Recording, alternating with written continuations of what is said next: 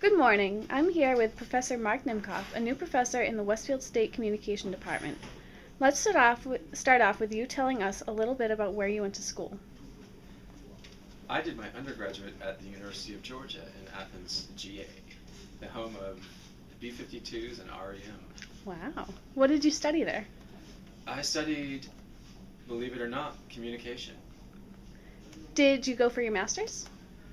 I never got a master's. I went into a PhD program that accepted people without masters and just did the master's coursework, but never actually got a master's. But because I was on a through line to getting the PhD.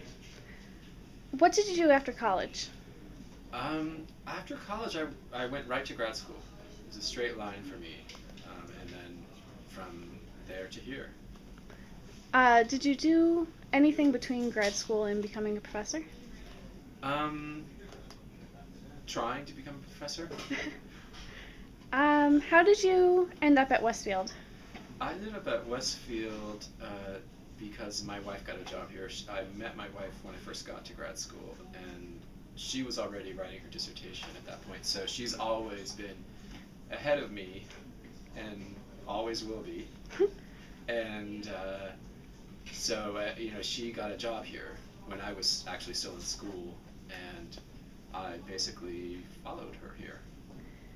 Do you and your wife ever hang out on campus? No, she is way over in Bates Hall, Huh. and in the English department. So our paths rarely cross, but that's okay. How do you think your experiences between college will help you I was a as a professor? non-traditional college student, Mhm. and as Georgia called us, I was an older student by the time I went to college. So, but since I went into college, I've been pretty much on a through line to, working in academia. But before that, I had this career in New York and in Europe, with doing. I think I talked a little bit about this in writing for electronic media with the modern dance.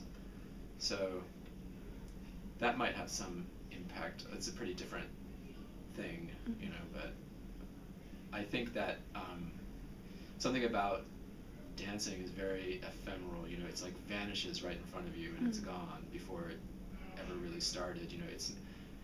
It's an art form that is very temporary. Like if I'd been a sculptor, I'd have like sculptures hanging around, or if I'd been a singer, I'd have recordings.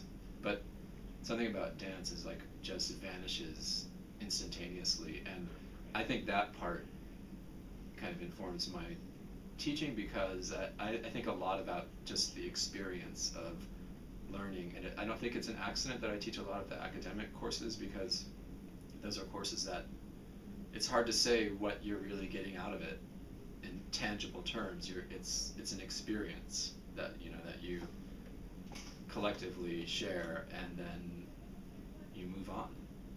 And even the one production class I teach is writing for electronic media, and that's a class.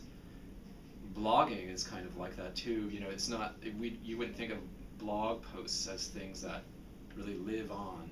And there's something very temporary, something very ephemeral about it. It's really more about establishing relationships and a sense of community than it is about leaving behind any sort of really tangible, permanent sort of artifact. All right, well, thank you very much, Professor. You're welcome.